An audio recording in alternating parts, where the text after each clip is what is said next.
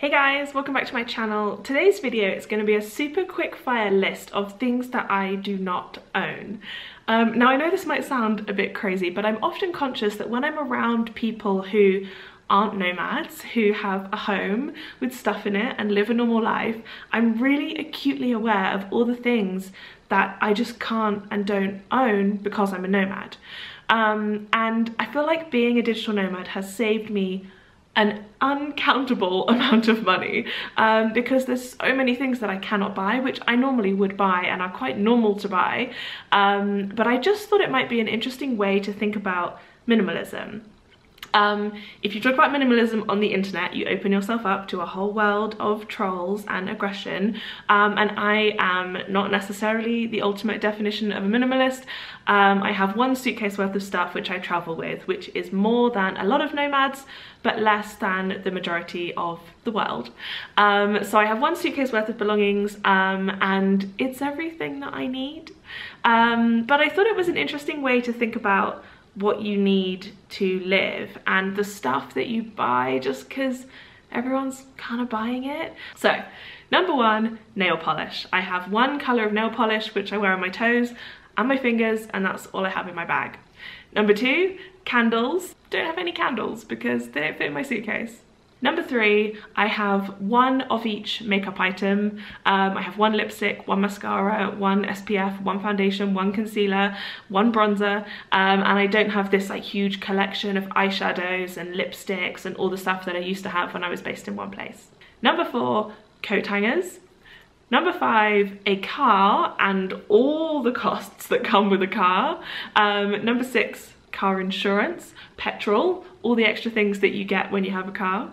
Number seven, tools like screwdrivers, drills, gaffer tape, any of those things, don't have them.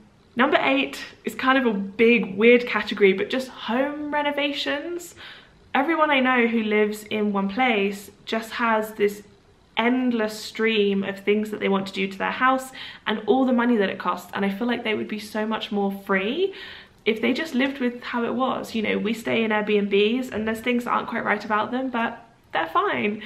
And I feel like it's very easy when you buy a house to forever be doing it up. I know people who are 40, 50, 60, 70 who are still making changes to their home, and it's just this literally bottomless money pit. Number nine, Christmas decorations, or really any seasonal festive decorations at all. Number 10 is kitchenware, like pots, pans, mugs, glasses, knives, forks. I do travel with one super sharp kitchen knife because that's something that we're quite often lacking in the Airbnbs that we stay in. And I actually did a video about the weirdest things that I travel with, so you might enjoy watching that video after this one. I'll link it up the top. Number 11, hair electricals. I don't have a hairdryer, I don't have hair straighteners, hair curlers, all those kind of things. Number 12, books. I just have my Kindle and quite a lot of electronic books on there. Number 12, heels, or actually really any shoes, except I have one pair of flip-flops, one pair of running shoes. Number 14, a big category, furniture. Coffee table, bedside table, dining table, chairs, sofa, TV stand, all these bits of furniture that you feel like you need, but maybe you don't need all of them. Number 15, a phone contract. I just buy a local SIM card wherever I am, and I buy a handset secondhand whenever my handset is totally dead. Number 16, bags. I have one backpack and one little handbag, and obviously my suitcase. That's all I need. Number 17, a coat, because I'm always in warm places. So I do have a sweater, but I don't have a coat. Number 18, lamps. Number 19, rugs. Number 20, Tupperware. Number 21, cleaning products. We just stay in Airbnbs, and so when we leave they're cleaned, or sometimes while we're staying there a cleaner will come, which we're very lucky. I really appreciate that, but I don't own any cleaning products. Number 22, a TV. We watch online on Netflix, but we never really watch regular TV. Number 23, DVDs, videos, DVD player, all those kind of things. Again, we just watch stuff online. Number 24 is cards and wrapping paper. Whenever I go home, I actually am so grateful to see my mum's stack of cards and gift wrap and things like that, but I know it's very easy to get carried away and have a lot that you're not really going to use because they do kind of go out of date. You like things and they go out of fashion, you don't like that style anymore. So I feel like gift cards and gift wrap are a big thing that people impulse buy, and they're not cheap. Number 25, Wellington boots and walking boots, all those like sensible outdoorsy things. I just wear my running shoes and hope for the best. Number 26, fancy dress costumes. Number 27 is camping stuff. Number 28, a bicycle. Number 29, workout equipment. I just do body weight workouts. I do have a couple of resistance bands that I find very good, super lightweight and very cheap. But if I need weights, I'll just like lift a giant water bottle or whatever I can find around me. Number 30 is kitchen appliances, so like coffee machine, fridge, microwave, toasty maker, popcorn maker, ice cream maker, all these different things. Although actually I do travel with a blender. Number 31, yoga mat. I just use a rug or the floor or a pashmina or the beautiful grass out in nature, whatever I can find. Number 32, storage boxes to put all the stuff in that I don't have. Number 33, cushions. Number 34 is bath bombs, or in fact, even a bath. Number 35, gardening stuff or outdoor furniture. Number 36, bubble wrap, brown paper, envelopes, all of that like packaging things for the stuff you sold on eBay that you wish you hadn't bought in the first place.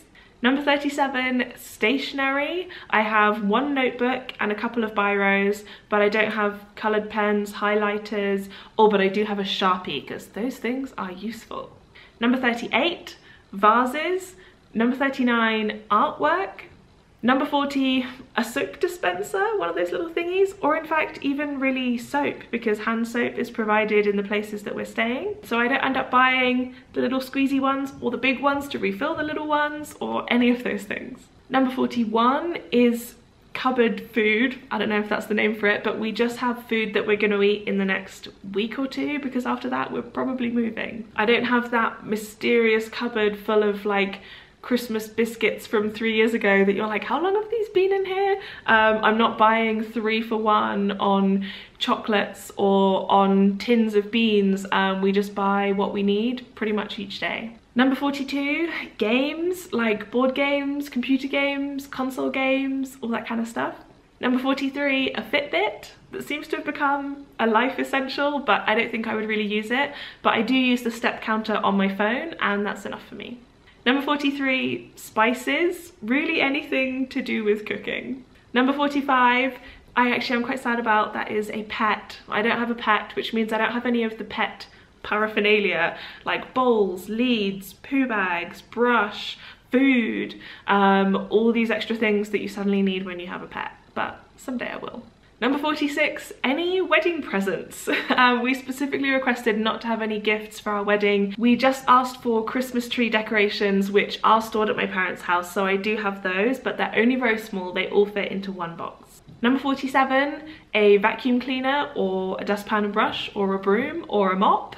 Number 48, medicine, pharmacy things like plasters. I have a little bit of ibuprofen, but if we need something, we just buy it. Because I feel like that stuff goes off and is left in the cupboard for so long, and you buy so many things that you actually don't end up really needing. Number 49 is crafting stuff to make things, maybe sometime in the future. And number 50 is things to host parties, like party decorations or corkscrews or little place names that are customized, all that kind of paraphernalia that you hardly ever use but fills up a whole cupboard in your house. We don't have that.